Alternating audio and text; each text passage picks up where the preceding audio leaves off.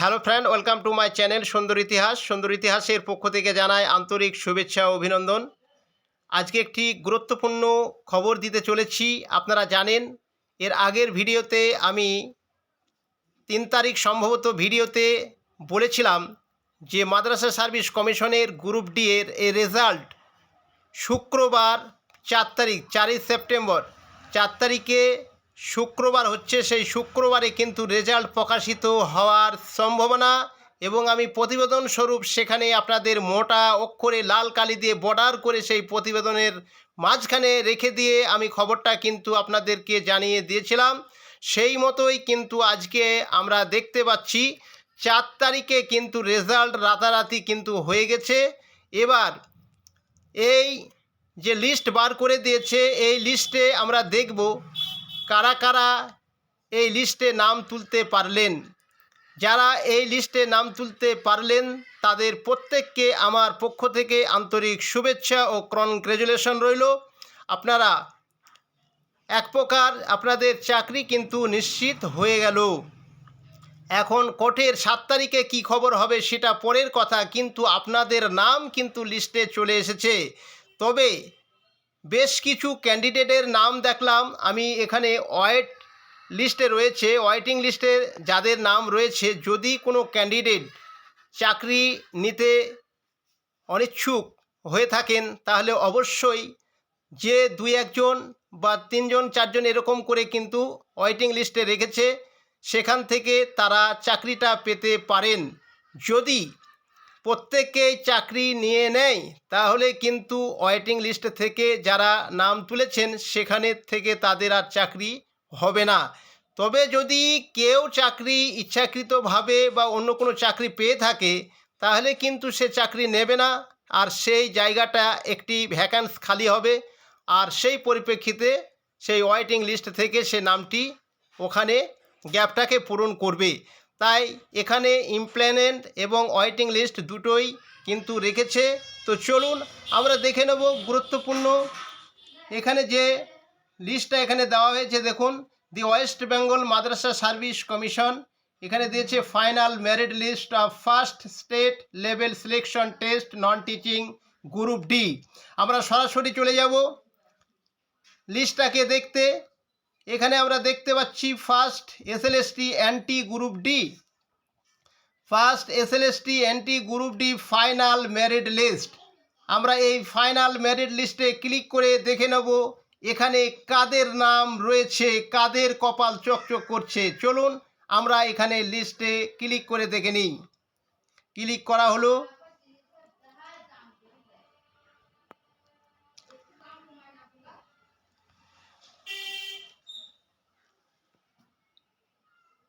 দেখুন এখানে ক্লিক করা হলো, ডাউনলোড হচ্ছে, ডাউনলোড অলরেডি হয়ে গেছে, ডাউনলোড হয়ে গেছে। এবার আমরা এখান থেকে দেখে নেব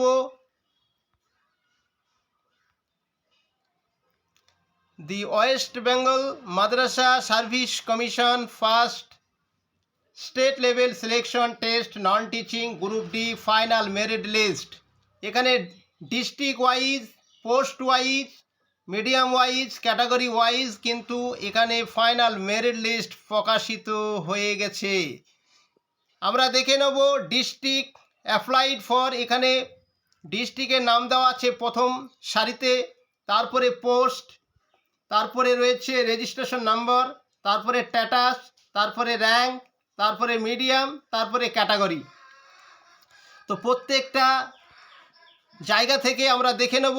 প্রথমেই আমরা দেখতে পাচ্ছি ডিস্ট্রিক্ট বাঁকুড়া, অর্থাৎ বাঁকুড়া জেলা থেকে প্রথম লিস্টে রয়েছে বাঁকুড়া জেলা। বাঁকুড়া জেলা থেকে বেশ কটা নাম আমরা দেখতে পাচ্ছি এখানে, সম্ভবত এখানে 5-6টা নাম আমরা দেখতে পাচ্ছি। এখানে পিওন পোস্টে রয়েছে, বাঁকুড়া জেলা থেকে পিওন পোস্টে 6টি ভ্যাকান্সি রয়েছে মনে হয়। না, এখানে ওয়েটিং লিস্ট দেওয়া আছে আমরা দেখতে পাচ্ছি। স্ট্যাটাসে দেখতে পাচ্ছি এখানে ইমপ্যানেলড রয়েছে 3 জন, 4 জন, 4 জন, 5 জন, না 4 জন, 4 জন আছে ইমপ্যানেলড। তারপরে ওয়েট লিস্টেড দেখা যাচ্ছে এখানে দুটি। তাহলে এখানে 5 জনের মধ্যে পাঁচজনের মধ্যে পাঁচটি ভ্যাকান্সি রয়েছে। তার মধ্যে এখানে আমরা দেখতে পাচ্ছি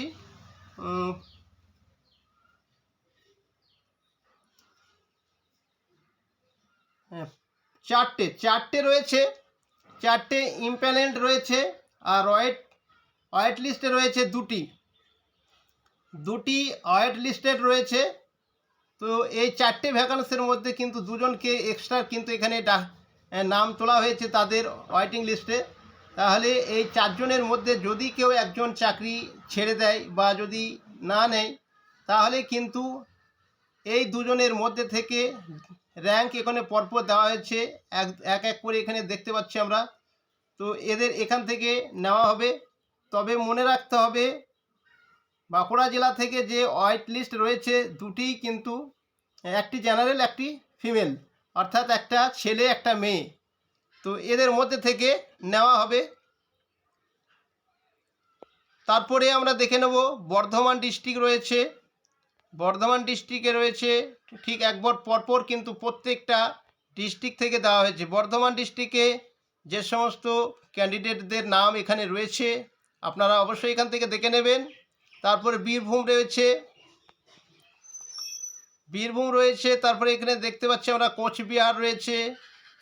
প্রত্যেকটা জেলা থেকে কিন্তু এখানে যারা ইন্টারভিউ দিয়েছিলেন প্রত্যেকের নাম কিন্তু এখানে কম বেশি রয়েছে যারা চান্স পেলেন। দক্ষিণ দিনাজপুর রয়েছে, তারপরে হুগলি আমরা দেখতে পাচ্ছি, হুগলি, হাওড়া থেকে তারপরে আসছে জলপাইগুড়ি থেকে এসছে কলকাতা, কলকাতার পরে আছে মালদা জেলা থেকে রয়েছে। তারপরে আমরা দেখব মালদার পরে, মালদাতে বেশ অনেকগুলো ভ্যাকান্সি রয়েছে, দেখতে পাচ্ছি আমরা অনেক ভ্যাকান্সি রয়েছে মালদা জেলা থেকে। মালদা জেলাতে এই সাইড দিকে একটু মাদ্রাসাগুলো একটু বেশি রয়েছে, যে কারণে ভ্যাকান্সিটা ওইদিকে বেশি দেখাচ্ছে। তারপরে মুর্শিদাবাদ জেলা, তারপরে মুর্শিদাবাদের পরে সম্ভবত নদিয়া জেলা হবে, দেখা যাক। মুর্শিদাবাদেও অনেক ভ্যাকান্সি রয়েছে, দেখে নেব সব আমরা। মুর্শিদাবাদেও অনেক ভ্যাকান্সি। এবার নদিয়াতে দেখতে পাচ্ছি এখানে নদিয়া বেশ কিছু ভ্যাকান্সি রয়েছে, 12টি মতো রয়েছে দেখতে পাচ্ছি। তো 12টির মধ্যে এখানে মনে রাখতে হবে 12টির মধ্যে 2টি ফিমেল ভ্যাকান্সি রয়েছে, 10টি জেনারেল ছেলেদের আর 2টি কিন্তু মেয়েদের ভ্যাকান্সি রয়েছে এখানে আমরা এখানে দেখতে পাচ্ছি। তো যে সমস্ত ক্যান্ডিডেটরা এই লিস্টে নাম তুলতে পারলেন অবশ্যই আপনাদের আরেকবার আমার পক্ষ থেকে আন্তরিক শুভেচ্ছা ও অভিনন্দন। আপনারা অবশ্যই আপনাদের স্কুলকে এবার এখন থেকে আপনারা মনে মনে চয়েস করতে হবে, বা কোথায় আপনাদের কোন স্কুলে হবে সেগুলো কিন্তু এখন থেকে আপনাদেরকে মনে মনে একটি অঙ্ক কষতে হবে। তারপরে যে 2টি ভ্যাকান্সি এখানে রয়েছে তার মধ্যে মানে 2টি বাড়তি রয়েছে, যেটা ওয়েট লিস্ট, এখান থেকে একটি ফিমেল আর একটি জেনারেল অর্থাৎ ছেলেদের ভ্যাকান্সি রয়েছে।